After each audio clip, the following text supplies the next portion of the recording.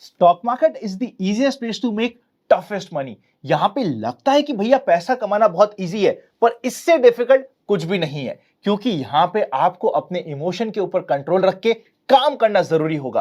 पिछले 10 साल का 20 साल का डेटा आप उठा के देख लीजिए, हर एक साल मिनिमम टू मिनिमम आपको 10% के आसपास का करेक्शन मिलने वाला है। एंड कुछ सालों में 2 से 3 बार भी आपको जर्क मिल जाते हैं। मतलब जो मार्केट का टेस्टिंग पीरियड है वो बार बार आता रहता है। टेस्टिंग पीरियड में डिफाइन होता है कि क्या आप अगली जो बड़ी बुल रन या रैली आने वाली है उस समय आप सस्टेन करके उसका पार्ट बनेंगे या फिर बीच में डर के भाग जाएंगे। ध्यान रखिएगा इस बात का। एक बार वापस से इंट्रोस्पेक्ट कीजिए, जिस समय निफ्टी 17,500 और 18,000 के बीच में झूल रहा था, हमें कैसी फीलिंग आ रही थी? चाहे मार्केट गैप डाउन हो, मार्केट ऊपर आ ही जाएगा। चाहे यूएस मार्केट में कुछ भी चल रहा हो, इंडियन मार्केट में तो परफॉर्मेंस अच्छी रहेगी सही।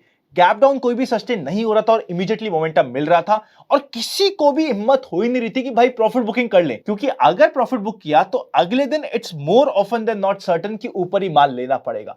इतना ज्यादा फोमो हो गया था स्टॉक को लेके कि हर कोई भाग के बाय करने की कोशिश कर रहा था। उस समय लॉजिकल डिसीजन था अपने इमोशन को कंट्रोल में रखते हुए थोड़ी बहुत प्रॉफिट बुकिंग पे ध्यान लगाना। यही होता है मार्केट। अब जिस समय मार्केट 16,800 पे है, एक इंपॉर्टेंट सपोर्ट पे, अब ऐसी फीलिंग आ रही है जितने भी रैलीज आएंगी सारी की सारी सोल्ड ऑफ हो जाएगी।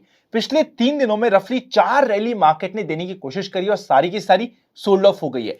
ऐसा लग रहा है कि मार्केट 17,100 200 के लेवल को क्रॉस करके ऊपर सस्टेन कर ही नहीं सकता। मार्केट में दम ही नहीं है। यही नेचर होता है मार्केट का। इस समय हमें इमोशन के ऊपर कंट्रोल रख के, स्टॉप लॉस को स्ट्रिक्टली मेंटेन करके, स्टॉप लॉस के साथ साथ अपनी क्वांटिटीज को भी कंट्रोल करके काम करना जरूरी होता है, अगर डिफिकल्ट पीरियड को आप आराम से सस्टेन करते हुए पार करना चाहते हैं। क्योंकि किसी भी डिफिकल्ट पीरियड के बाद जो स्मूथ पीरियड आता है, जो रैली का पीरियड आता है, उसके मजे आप तभी ले पाएंगे जब इस डिफिकल्ट समय पे आप मार्केट से जुड़े रहेंगे। इस इंपॉर्टेंट लर्निंग के साथ शुरू करते हैं आज का पहला पार्ट। सबसे पहले इंडेक्स पे नजर डालते हैं। Sensex 0.89% negative, Nifty 0.87% negative, bank Nifty 1.5% negative रहा और मिड कैप इंडेक्स 0.31% के आसपास नेगेटिव रहा। Advance line ratio first half में काफी अच्छा चल रहा था, 1000 से ऊपर स्टॉक एडवांस हो रहे थे, पर बाद में सेकेंड हाफ के सेल ऑफ में बहुत सारे स्टॉक्स पिटे गए और 660 स्टॉक एडवांस हुए, जिसके अगेंस्ट में 1300 के आसपास स्टॉक डिक्लाइन हुए। सेक्टर्स की बात करें तो health care, pharma, IT, auto अच्छा परफॉर्म करे। बाय द वे कल के आनंद का फंडा में 3 में से 2 स्टॉक्स फार्मा के थे। इसी के अगेंस्ट में PSU bank, metals, commodity, energy के स्टॉक अच्छी पिटाई हुई। प्राइवेट बैंक काफी ज्यादा फॉल हुए, मतलब हाई बीटा वाले सेक्टर्स और स्टॉक में पेन देखने को मिला। विक्स 22.09 पे अभी ठीक ठाक है, पर डेंजर पॉइंट के पास है। निफ्टी का मोमेंटम बहुत इंटरेस्टिंग था। 16,870 पे ओपनिंग हुई, गैप डाउन ओपनिंग थी। मार्केट फर्स्ट हाफ में बाउंस करता है, 17,050 के लेवल के नीचे नीचे अपना टॉप बना के सेकेंड हाफ में वापस से फॉल करता है और क्लोजिंग होती है 16,858 की। आज के दिन की जो कैंडलस्टिक बनी है उसे हम कहते हैं इन्वर्टेड हैमर। ये एक रिवर्सल कैंडल होती है डाउन ट्रेंड में, पर रिवर्सल कंफर्म तभी होता है जब इस कैंडल का जो टॉप होता है वो कट के ऊपर सस्टेन हो जाए।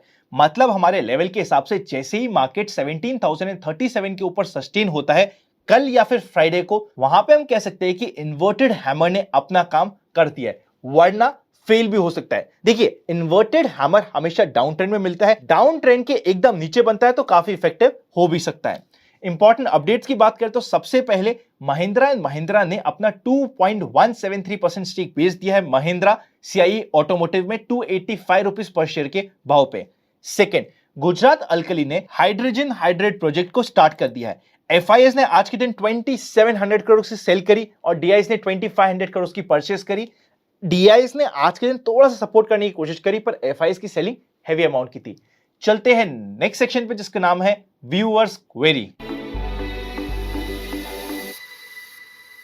स्टॉक मार्केट पैसा कमाने का एक बहुत अच्छा जरिया है, पर यूजुअली हर कोई मानता है कि यह जरिया इतना आसान भी नहीं है।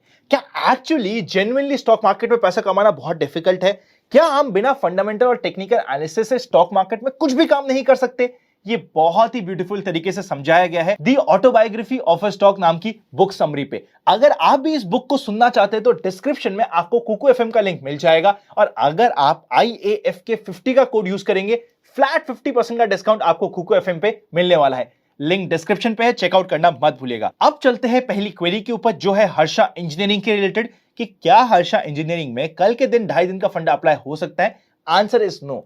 अगर कोई आईपीओ वाला स्टॉक अभी भी लिस्ट हुआ है और रैंडमली मार्केट थोड़ा सा प्रेशर में चल रहा है, रैंडमली हमें 2.5 दिन का फंडा नहीं यूज करना चाहिए। नेक्स्ट क्वेरी आ रही है कि अभी general market trend up trend से न्यूट्रल और न्यूट्रल से डाउन ट्रेंड जाने की तरफ है, क्या मार्केट में volume distribution day back to back हो जाए तो ये मार्केट में एक डेंजर का साइन होता है?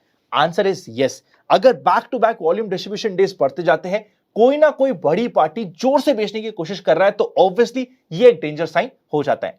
नेक्स्ट क्वेश्चन और लास्ट क्वेश्चन आज के लिए, जनरल मार्केट ट्रेंड कितना जल्दी अप ट्रेंड या डाउन ट्रेंड में आ सकता है? देखिए, अप ट्रेंड में आने के लिए मैक्सिमम 10 दिन लगते हैं जनरल मार्केट ट्रेंड की सीरीज के अकॉर्डिंग। आपने अगर ये सीरीज अभी तक चेकआउट नहीं करी तो ऊपर आई बटन पे आपको लिंक मिल जाएगा। और डाउन ट्रेंड आने के लिए भी मार्केट चाहे तो 10 से 15 दिन में अप ट्रेंड से सीधा डाउन ट्रेंड में भी आ सकता है। तो ये complete step by step process है जो हम ऑलरेडी डिस्कस कर चुके हैं। चलते हैं नेक्स्ट सेक्शन पे जिसका नाम है स्टॉक इन फोकस। आज हम दो स्टॉक को डिस्कस करेंगे, एलआईसी एंड रिलायंस। सबसे पहले एलआईसी का टेक्निकल चार्ट आपके सामने प्रेजेंट है। एलआईसी आज के दिन 50 डे और 200 डे मूविंग एवरेज दोनों के नीचे चल रहा है। एक चीज ध्यान रखिएगा, यूजुअली जब भी आप स्विंग ट्रेडिंग करने की कोशिश कर रहे हैं और स्टॉक आपका 200 डे मूविंग एवरेज के नीचे हो, हमेशा आपको उसको अवॉइड करना चाहिए। ये बेसिक प्रिंसिपल होता है स्विंग ट्रेडिंग की स्ट्रैटेजी का। अगर आप 13 स्विंग ट्रेडिंग स्ट्रैटेजी जो हमारी बुक है उसे हिंदी में पढ़ना चाहते हैं तो वो भी लॉन्च हो चुकी है फ्लिपकार्ट पे, डिस्क्रिप्शन में आपको उसका भी लिंक मिल जाएगा। अभी हम चलते हैं एलआईसी के चार्ट के ऊपर। एलआईसी जब तक 720 को क्रॉस नहीं करता, हमने टाइम एंड अगेन बात करी है, तब तक एलआईसी में सेलिंग प्रेशर बना रहेगा और अननेसेसरी उड़ते हुए हमें पर्सनली, एटलीस्ट मैं पर्सनली कोई भी एंट्री नहीं लूंगा। नेक्स्ट इंपॉर्टेंट स्टॉक आता है रिलायंस ओनली विमल, आप चेकआउट करेगा।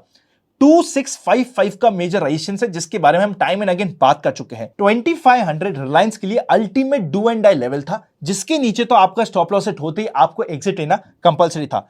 अगर हम प्योर टेक्निकल की बेसिस पे बोले तो 2300 एक फाइनल सपोर्ट है, डू एंड डाई। इसके नीचे देखिए, स्टॉक तो ऑलरेडी वीक है, पर ये एक ऐसा एरिया होता है 2300 का जिसके आसपास से ये स्टॉक स्ट्रेंथ दिखा सकता है। अगर मार्केट को अच्छा मूव देना है अपसाइड पे तो रिलायंस को जल्दी से 2400 के ऊपर आना कल के दिन, फ्राइडे के दिन या फिर मंडे के दिन इंपॉर्टेंट होगा। मैं भाग के किसी भी स्टॉक में जो फॉल हो रहा है फॉलिंग नाइफ के जैसे काम नहीं करूंगा, पर इंडिकेशन के लिए हम इससे अपने नोटिस में रख सकते हैं। चलते हैं फाइनल सेक्शन पे जिसका नाम है एक्सपेक्टेशंस फ्रॉम टुमारोज मार्केट।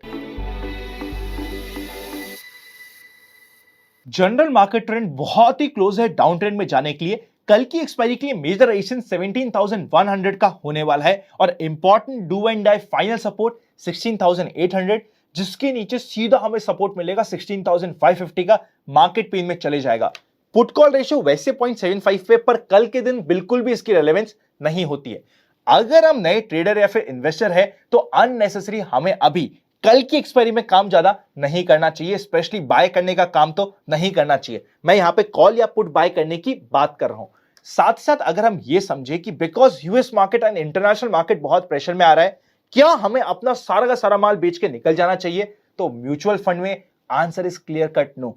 अगर आपका टाइम होराइजन 3 से 5 साल है, अननेसेसरी पैनिक करने की जरूरत नहीं होती। और अगर आपको प्रॉफिट बुकिंग करने की इच्छा भी है तो एटलीस्ट जिस समय मार्केट अच्छा हो, जिस समय हर जगह हरियाली दिखे, जैसे 18,000 के ऊपर का लेवल, वहां पे प्रॉफिट बुकिंग होती है। अगर हम स्टॉक्स की बात करें तो अगर आपको प्रॉफिट बुकिंग करनी थी और इस चैनल से आप जुड़े हुए हैं तो आपने 18,000 के लेवल के आसपास करी ही होगी। अगर कुछ जगह स्टॉप लॉस सेट हो रहा है, इररिस्पेक्टिव की मार्केट कितना ही ओवरसोल्ड क्यों ना हो जाए, स्टॉप लॉस की रिस्पेक्ट करना आपका परम धर्म है। अगर आप स्टॉप लॉस की रिस्पेक्ट नहीं करेंगे, ये आपके लिए एज एन इंश्योरेंस काम कर रहा है। ये तो वही बात हो गई कि जस्ट बिकॉज मुझे लग रहा है कि और कितना ही टूट जाएगा, मैं जो हमारा इंश्योरेंस यानी कि स्टॉप लॉस होता है उसे ना लूं। ये काम मत करिएगा। कई बार बहुत मेजर लॉस से आपको स्टॉप लॉस बचा देगा। एक दिन और करते हुए अपने स्टॉप लॉस को अननेसेसरी आगे मत करिएगा। अगर आपने नई एंट्री बनाई है और आपका स्टॉप लॉस नहीं हिट हुआ है तो yes, market is very near two important point of change के एरिया में, तो हमारे नोटिस में होना चाहिए। और इंटरनेशनल मार्केट और इंडियन मार्केट की बात करें ना, इंटरनेशनल मार्केट की वजह से इंडियन मार्केट इंपैक्ट होगा, पर इंटरनेशनल मार्केट अगर स्टेबलाइज भी हुआ तो आप देख लेंगे, आप और हम यहीं पे है कि इंडियन मार्केट सबसे पहले भागने की कोशिश करेगा, क्योंकि Indian market comparatively strength show कर रहा है, बुल रन पे चल रहा है। वीडियो अच्छा लगे तो लाइक करे बिना मत जाइएगा। कुकू एफएम को अगर अभी तक डाउनलोड नहीं किया है तो डिस्क्रिप्शन में लिंक मिल जाएगा। IAF के 50 नाम के कोड को यूज करेंगे तो फ्लैट 50% का डिस्काउंट फर्स्ट 250 यूजर्स को ही मिल जाएगा। डिस्क्रिप्शन में सारी डिटेल्स मिल जाएगी।